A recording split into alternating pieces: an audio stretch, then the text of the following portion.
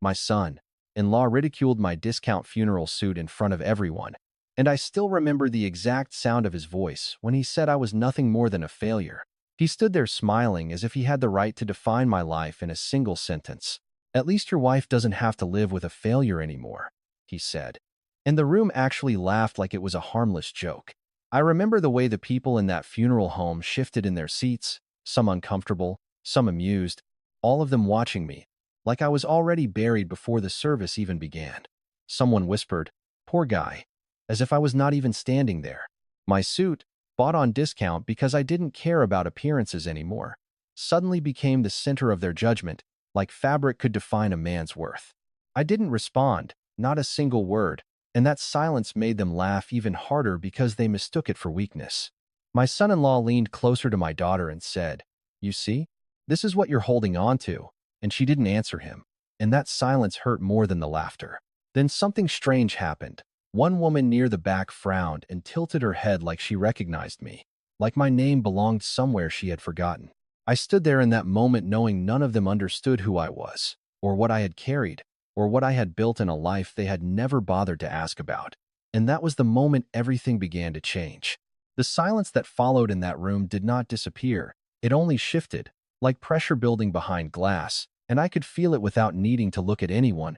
The way people stop laughing but do not yet know what to do with their faces, and I stayed still, because stillness has always been my way of surviving moments like this. But what most of them did not understand, what Jason Miller certainly did not understand, was that nothing about this moment was new to me, not the tone, not the laughter, not even the casual cruelty wrapped in words that pretend to be harmless. Because I had spent most of my life learning how people reveal who they really are when they think the consequences will never reach them. And as I stood there in that funeral home in Richmond, Virginia, I was not only seeing the present, I was remembering everything that led here, every small cut that never made anyone else bleed but slowly changed the shape of my life. Starting with a kitchen in Norfolk decades ago where the light always felt too harsh in the morning and too weak at night. And I remember my daughter Emily as a child sitting at that table swinging her feet under the chair, asking me why her father was never proud of anything I did. And I remember how I never had a good answer, not one that a child should have to hear. And I remember Jason, younger then, not yet my son-in-law, already watching me with that same measured smile he wore now, the kind of smile that suggests he is always calculating value even when no one asked him to. And I remember the first time he said something small that should have been harmless, something like, "You worry too much about things that do not matter," and how Emily laughed at it like it was charm instead of warning. Because people often confuse confidence with wisdom when they do not yet know the difference. And I remember years passing like that, not in one sharp wound, but in repetition, in conversations that sounded normal on the surface but always left me slightly smaller afterward, like I was being edited out of my own life one sentence at a time. And there was a night in particular, years before the funeral home, when I was sitting alone in my house in Virginia, listening to the refrigerator hum because silence becomes louder when you live alone long enough.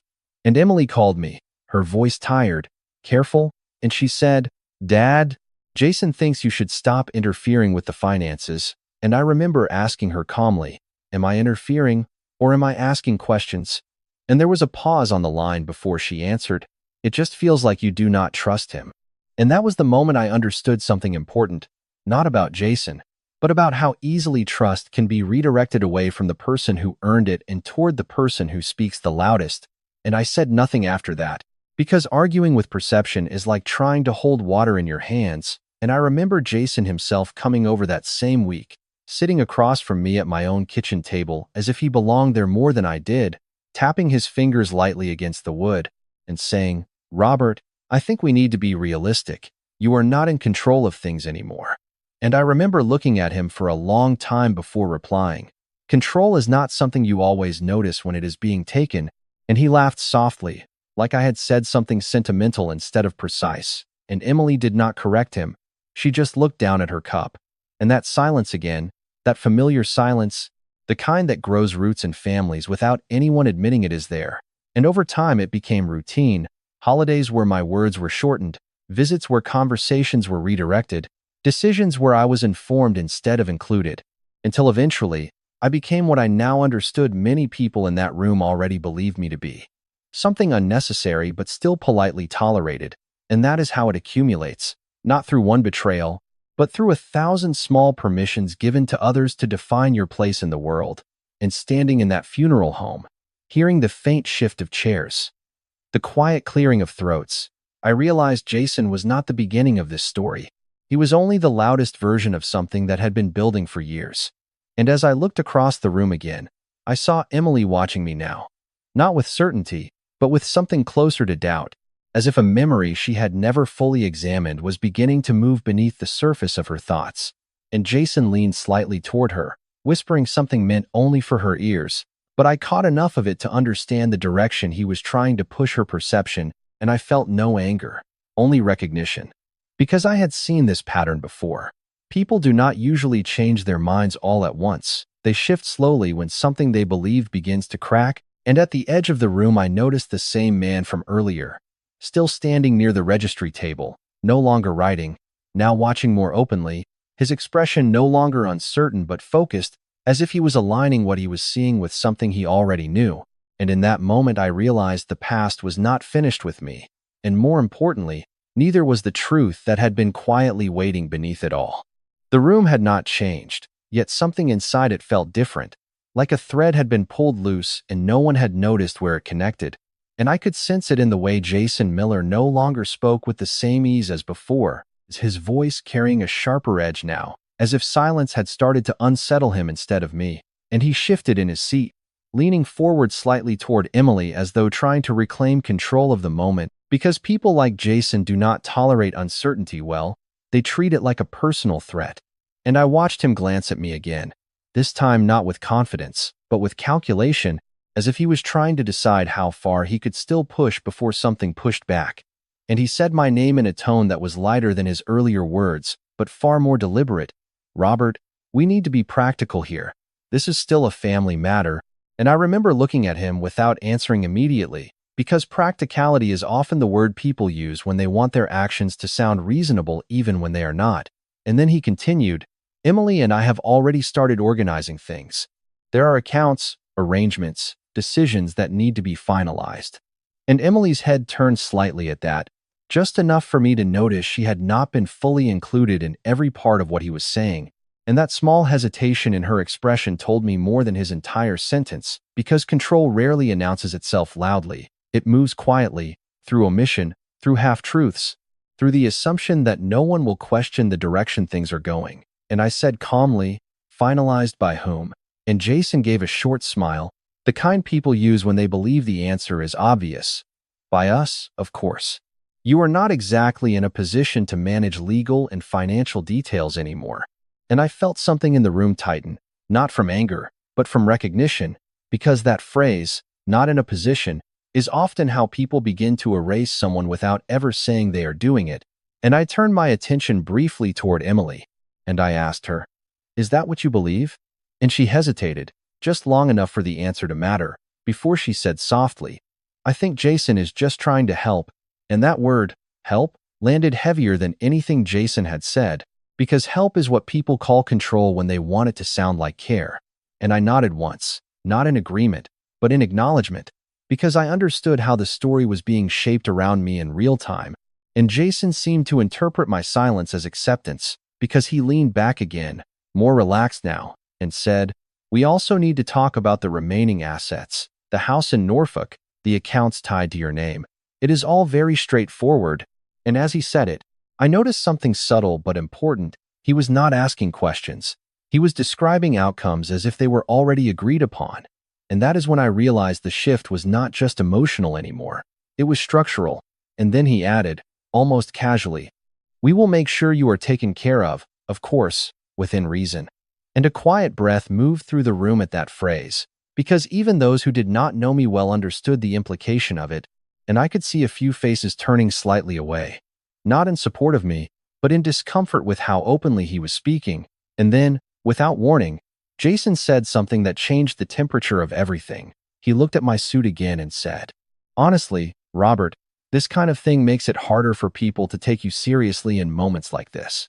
And there it was, the mistake, not loud, not dramatic, but precise, because it was not just about fabric or appearance. It was about reducing a person into something measurable, something dismissible, and I felt Emily shift beside him, her eyes flickering between us for the first time without certainty, and I looked down for a brief moment, not because I was ashamed, but because I was remembering something I had not thought about in years, a folder, a name, a set of accounts that had been sealed not out of secrecy for its own sake, but out of necessity, because some things are only dangerous when they are misunderstood by the wrong people. And Jason continued speaking, unaware that he had crossed into territory he could not see. I already spoke with the attorney handling probate. Everything will be simplified. No complications, no surprises. And that last word, surprises, almost made me smile, because the irony of it was almost gentle. And then it happened. The man at the registry table finally stepped forward. Not quickly, not dramatically, but with the kind of calm certainty that comes from having already verified what others are only beginning to suspect. And he spoke in a clear voice that carried just enough authority to silence the room without raising it. I'm going to need to pause this conversation. And Jason turned toward him immediately, irritated at the interruption. But the man did not look at Jason. He was looking at me, and he said, Mr. Whitmore, there appears to be an active designation under your estate file that has not been disclosed in this discussion, and I could feel the room change again. Not louder, not more chaotic, but narrower, as if everyone had suddenly become aware that they were no longer watching a family disagreement. And Jason frowned, leaning forward slightly. What designation? He asked. But the man at the registry did not answer him first. He confirmed again, still looking at me. Sir, do you want me to proceed with verification in front of everyone? And in that moment I understood that whatever had been hidden for years was no longer waiting quietly in the background. It had just been touched, and now it was beginning to surface. The moment the man from the registry stepped forward, the entire room shifted into a kind of suspended silence that was heavier than any sound, as if every person present understood instinctively that something had crossed a line that could not be undone. And I watched Jason Miller's expression tighten for the first time, not with anger, but with uncertainty, because uncertainty is something men like him are not trained to handle. And the man spoke again, calmly, precisely, with the tone of someone who has read documents too many times to misinterpret them. I am going to need confirmation from Mr. Robert Whitmore before proceeding further. And Jason immediately interrupted, leaning forward in his chair. Proceed with what exactly? This is a family matter, not some corporate audit. But the man did not look at Jason, not even once. His attention remained fixed on me, and that alone changed the atmosphere. Because when authority ignores the loudest person in the room, it is usually because the loudest person no longer matters. And the man said, Sir, your name appears as the primary beneficiary, including accounts that have remained dormant only in appearance, not in ownership. And I felt a quiet shift in the room, a subtle inhale from people who did not yet understand what they had just heard. And Jason frowned, his confidence starting to fracture at the edges. That is not possible. There must be a mistake, he said quickly. But the man finally turned his head toward him, just slightly, and said, There is no mistake in verified federal and institutional records. And then he looked back at me, lowering his voice slightly. Mr. Whitmore, I recognize your name from my prior assignment in Norfolk, Virginia, years ago. And in that instant I saw something change not in me, but in the space between people, because recognition is a powerful thing when it comes from the right source. And Emily turned toward me fully now, her confusion deepening, as if she was seeing a version of me she had never been allowed to consider. And Jason gave a short, dismissive laugh. But it sounded forced. This is ridiculous. He is just an old man. He does not control anything like that. And the man from the registry finally allowed a pause before responding, I am afraid you are incorrect. And then he placed a folder on the table near the registry desk, not opening it yet, only placing it down as if its presence alone carried weight. And he continued, These structures were established under private legal protection, managed through long-term fiduciary oversight, and activated only under specific conditions. And I noticed Jason's hand tighten slightly against the edge of the chair, his posture shifting for the first time from dominance to defense. And Emily whispered, almost to herself, Dad, what is he talking about? And I did not answer immediately, because some truths are not spoken quickly. They are allowed to surface at their own pace. And the man took a small step closer again, his voice now directed at the entire room. What I am saying is that Mr. Whitmore is not a passive participant in any of the matters currently being discussed. He is the controlling party.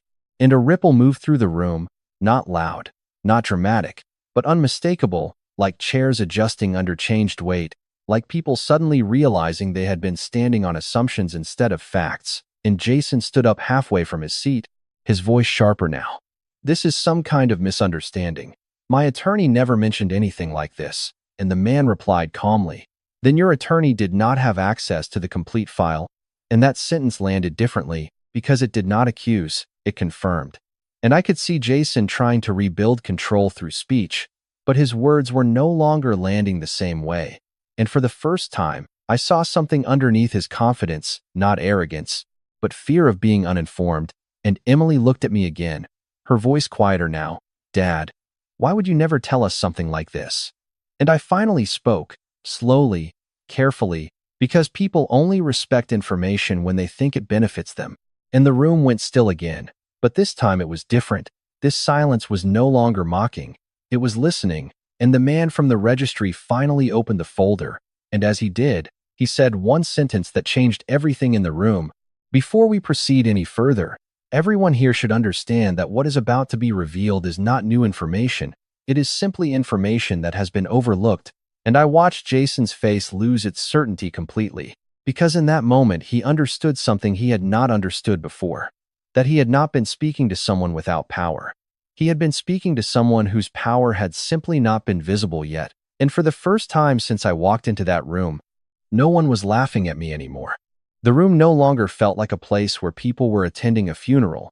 It felt like a place where reality itself was being quietly rewritten in front of them, one line of documentation at a time, and I could see it in their faces, the slow replacement of certainty with doubt, and doubt with something far more uncomfortable.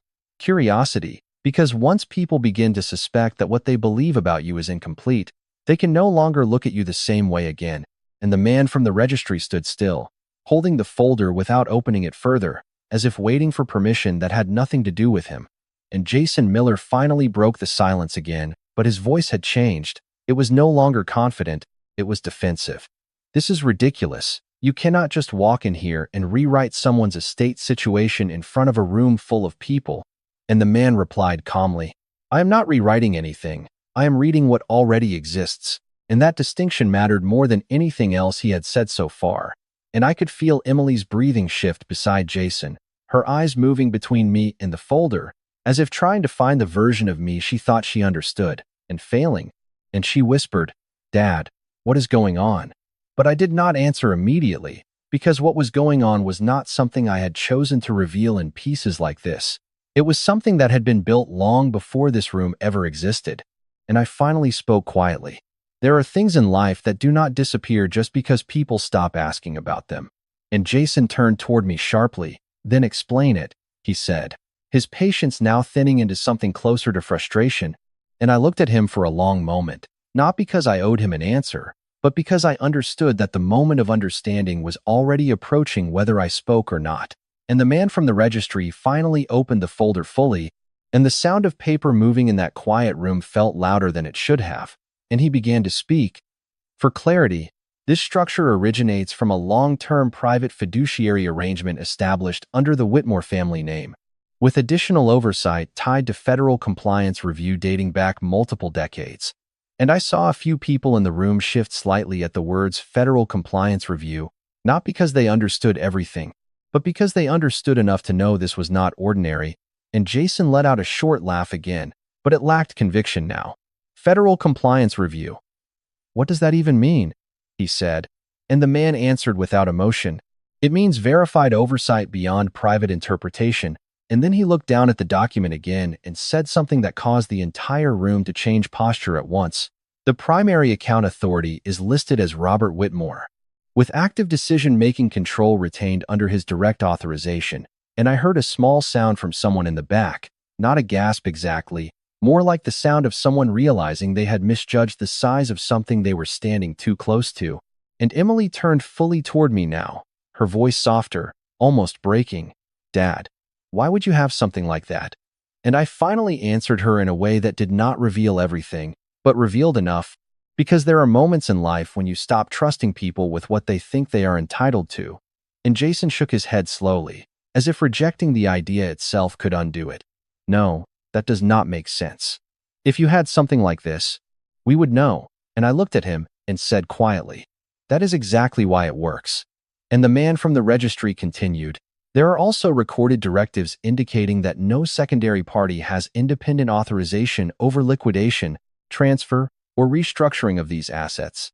And at that phrase I saw Jason's posture change again, because it was no longer about pride or embarrassment, it was about access, and access is what people like him understand best. And Emily took a small step back from him without realizing it, as if her body had begun to process information her mind had not fully accepted yet. And Jason spoke again. But now there was a strain in his voice. This must be outdated. My attorney handled everything. I have been managing the family estate planning for months. And the man finally closed the folder slightly, just enough to emphasize control of his own pace, and said, then your attorney did not have visibility into this specific trust layer. And that sentence landed differently in the room, because it did not accuse anyone. It simply corrected a misunderstanding that could not be ignored. And I could feel the atmosphere thinning, like everyone was trying to quietly adjust their understanding without admitting they had been wrong. And then something happened that changed Emily's expression completely. The man added, Mr. Whitmore's designation includes historical verification from Norfolk Naval Advisory financial oversight records. And Emily turned toward me fully, her eyes searching now, not just confused but unsettled, and she said, Dad, what does that mean? What kind of records? And Jason quickly cut in, it means nothing. He is exaggerating something old. But the man replied immediately, it means recognition of service-linked financial authority and post-service fiduciary structuring under classified advisory conditions. And the room went completely still after that, because even if people did not understand every word, they understood enough to know it was not ordinary. And I watched Jason for the first time lose his ability to speak immediately after hearing something, his mouth opening slightly but nothing coming out. And Emily looked at me like she was seeing distance in me that she had never noticed before. And I finally said to her gently, I never told you because I never needed you to measure me through it.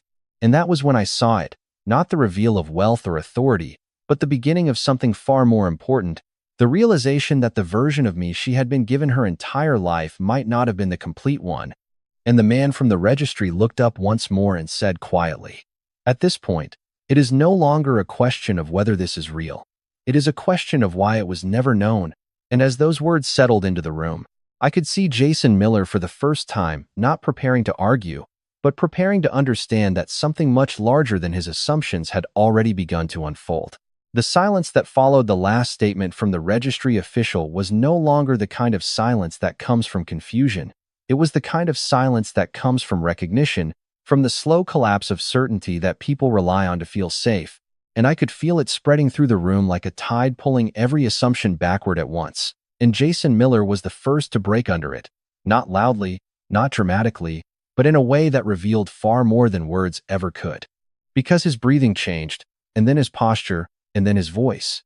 This is not correct, he said quickly, almost reflexively, as if denial alone could reset reality, and he looked toward the man with the folder again, then back at me, and added, there has to be an error in classification or misunderstanding in documentation. But the man did not react. He simply stood firm, holding the same calm expression, and replied, all entries are cross-verified with institutional fiduciary records and federal advisory archives. And that sentence removed the last layer of casual dismissal from the room, because now it was not about opinion. It was about systems that do not bend for emotion. And I watched Jason turn slightly toward Emily, as if searching for backup, as if family alignment could somehow override documented structure, and he said, Emily, this does not make sense. Your father never mentioned anything like this, right? And for a moment, she did not answer, and that hesitation alone was louder than anything she could have said, and I finally spoke, my voice steady, not raised, not emotional, just clear. I never mentioned it because it was never yours to manage, and Jason's head snapped toward me immediately. What does that even mean? He said. And I could see the edge of panic now trying to disguise itself as frustration, and the man from the registry gently placed the folder down again, as if anchoring the truth in physical space, and said, it means that the authority over these accounts has remained unchanged, regardless of internal family assumptions or informal arrangements. And that was when Jason finally lost the rhythm of control he had been holding onto, because now there was no angle left to reinterpret, and he leaned forward, his voice rising slightly. No, that is not possible. I have been handling everything for months. I have spoken to advisors. I have made arrangements. And the man responded without urgency. Then those arrangements were not authorized by the controlling party. And the words were simple, but they landed with weight. And I saw Jason's face tighten, and for the first time he looked not like someone who was leading a situation, but like someone who was suddenly excluded from it. And Emily turned fully toward him now, her expression shifting from confusion to something more fragile. "Jason, what did you tell me you were managing?" she asked quietly, and that question alone began to pull him in two directions at once, because explanation would require truth, and truth would require exposure. And Jason hesitated, then said quickly, "I was trying to simplify things for the family. There are complications with estates, taxes, timing. It is normal." But even as he spoke, his tone was no longer confident. It was defensive, and I watched him carefully, not with satisfaction, but with clarity, because I had seen this pattern before in different rooms, different people, different contexts, and it always began the same way, with control presented as care, and then care slowly replaced by assumption, and assumption eventually becoming entitlement. And I said quietly, "You are not simplifying anything. You were assuming authority you did not have."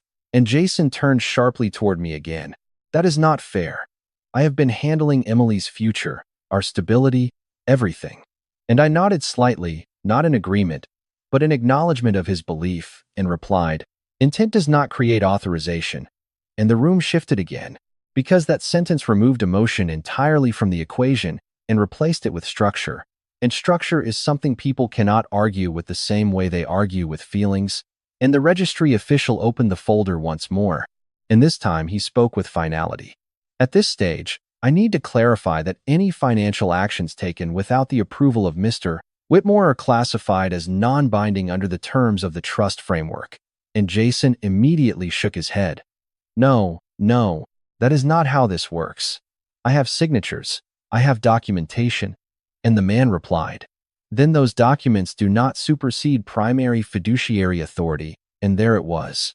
The break in Jason's composure, not anger now, but fear of consequence, and he looked at Emily again.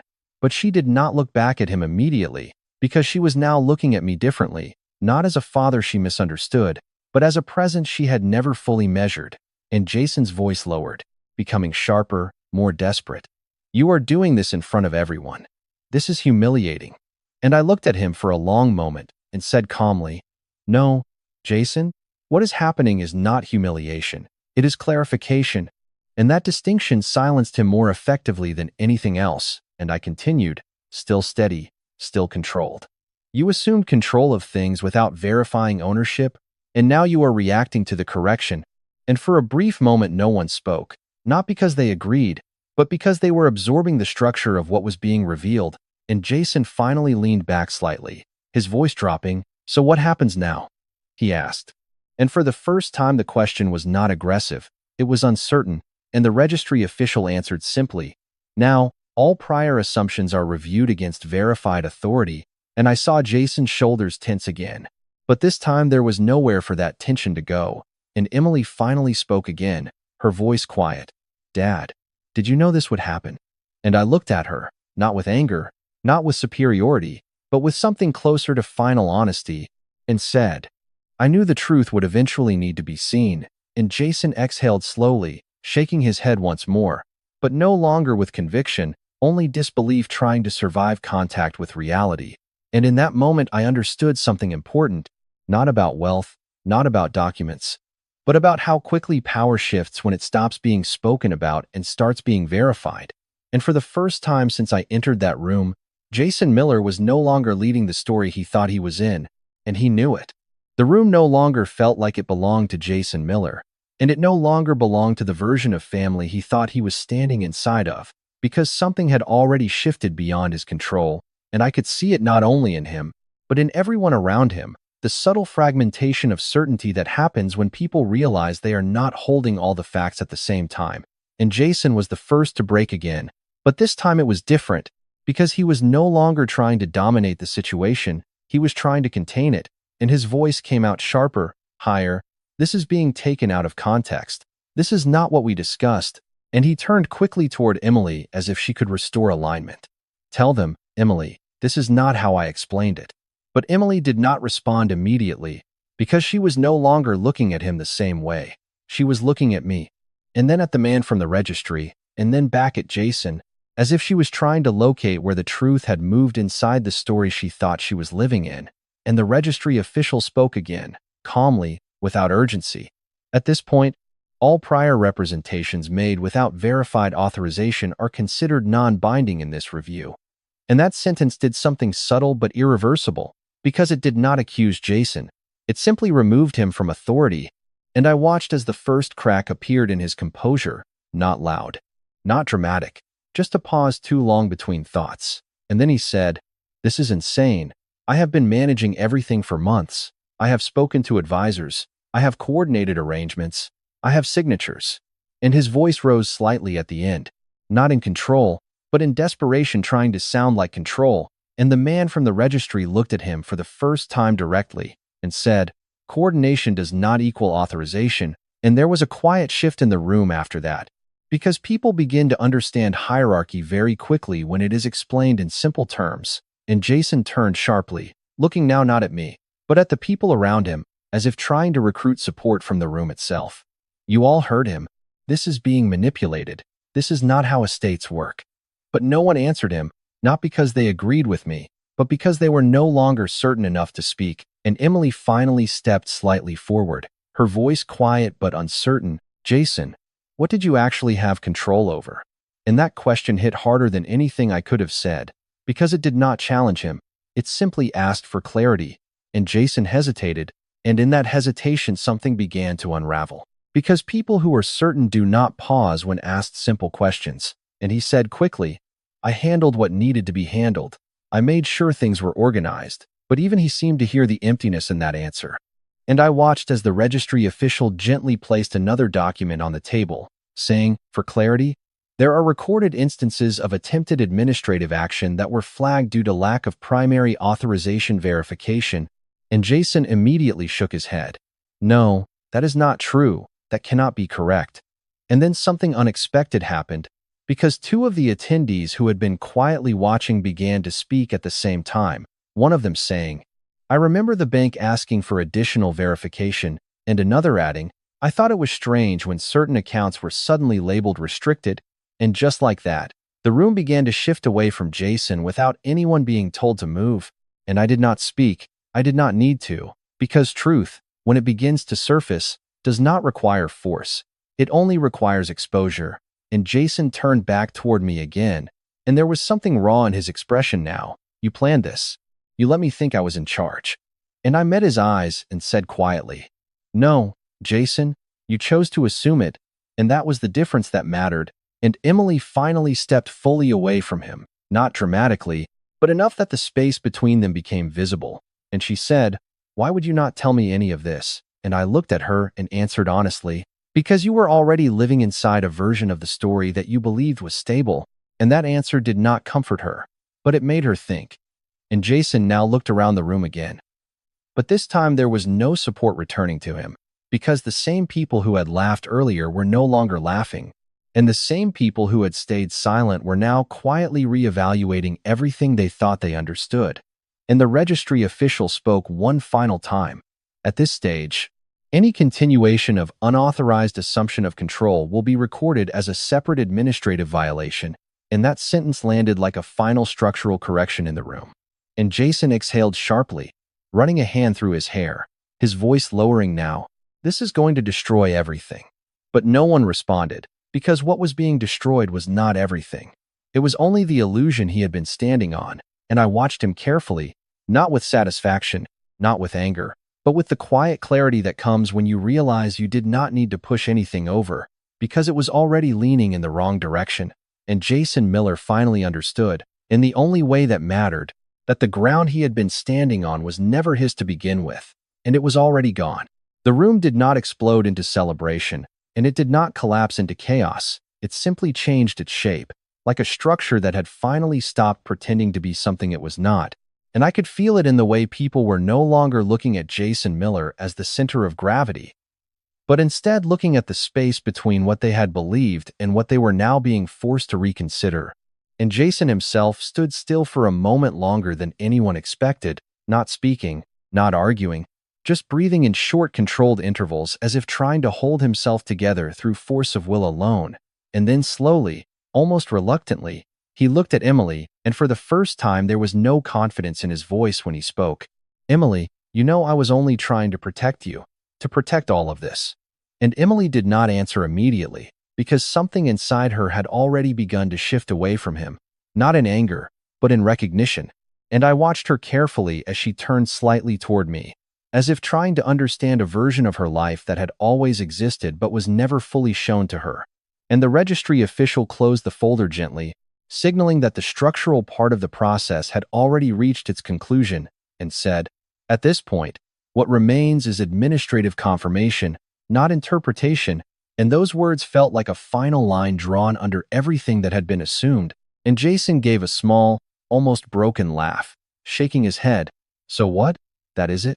Everything just changes because of paperwork."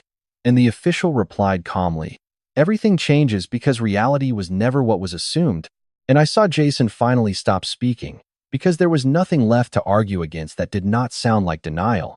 And in that silence, something unexpected happened.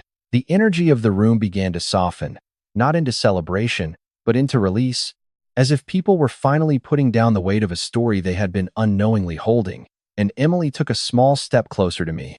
Not fully, but enough that I could see her breathing had changed, slower now, steadier, and she said quietly, "Dad, I do not understand how I never knew any of this."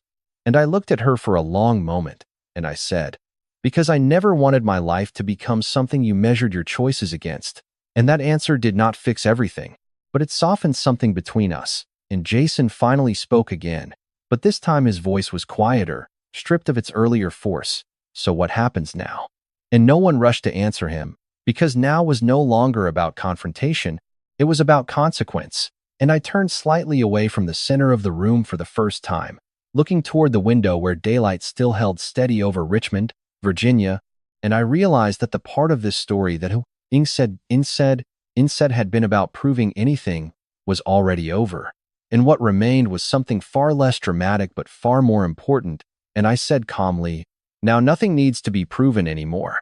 And the silence that followed was different from all the silences before it, because it was no longer filled with uncertainty or fear. It was filled with something closer to understanding, and I stepped back slightly from the center of attention, not as a retreat, but as a choice, because for the first time since I walked into that room, I no longer felt the need to stand inside the storm of other people's assumptions. And I saw Emily watching me with a kind of quiet realization that did not need words, and Jason, still standing but no longer anchored in certainty, looked at the room as if it no longer belonged to him in any recognizable way. And I understood then that the most important shift had already happened, not in what had been revealed, but in what no longer required explanation.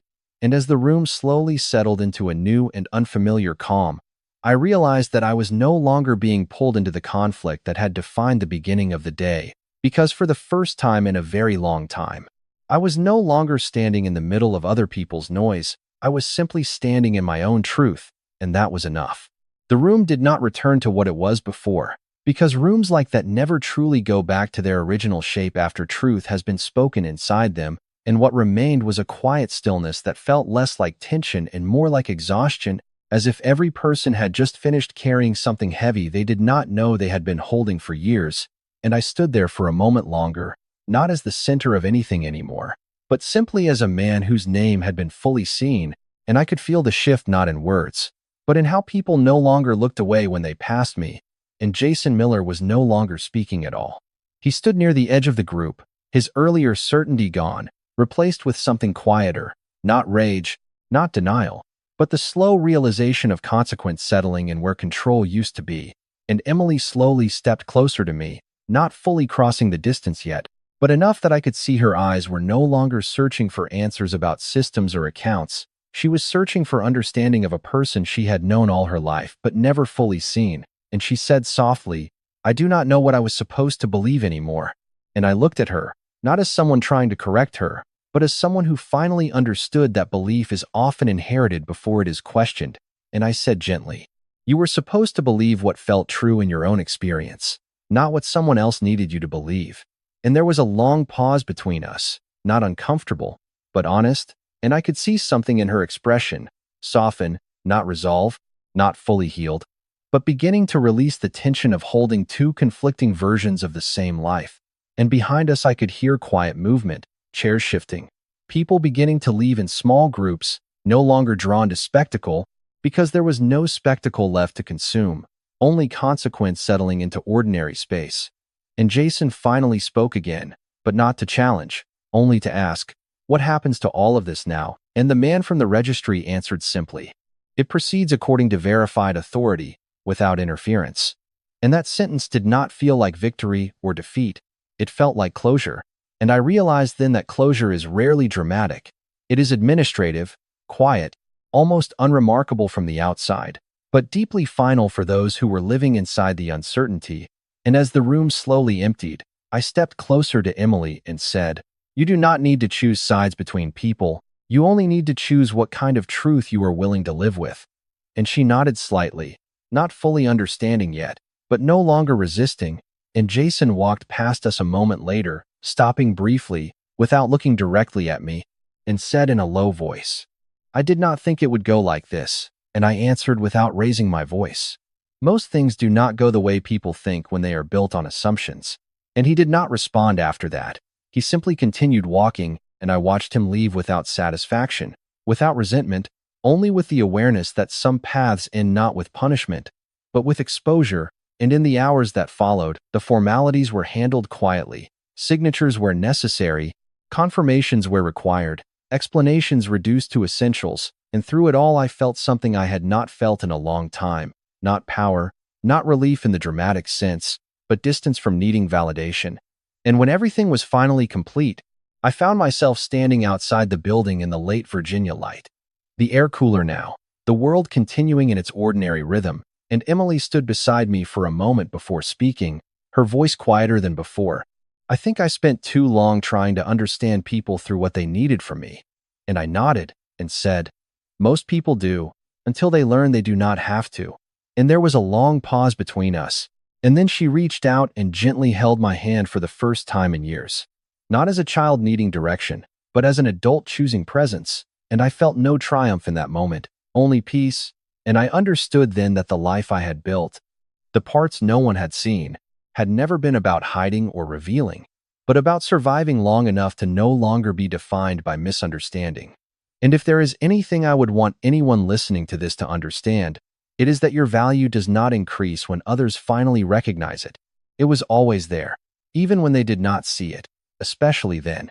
And if you are still in a place where you feel unseen or underestimated, or reduced to something smaller than you know yourself to be, I want you to remember that silence does not mean absence, and being overlooked does not mean being yinso. It simply means your story has not yet reached the right moment to be understood, and I am grateful that you stayed here with me through this story, because sometimes the simple act of being heard is the beginning of becoming whole again. And if this story gave you even a small sense of clarity or calm, I hope you will consider liking, subscribing, and sharing your thoughts in the comments, not because it is required, but because connection matters more than most people realize. And if there is one truth I would leave you with today, it is this: self-respect is not something others grant you, it is something you decide you will never abandon. And there are more stories like this waiting for you, stories of truth, of rediscovery, of people finding their way back to themselves after being lost in other people's expectations. And I hope you will join me there, because you are not alone in what you are feeling, and there is always another chapter waiting to be understood. And thank you for listening to this story.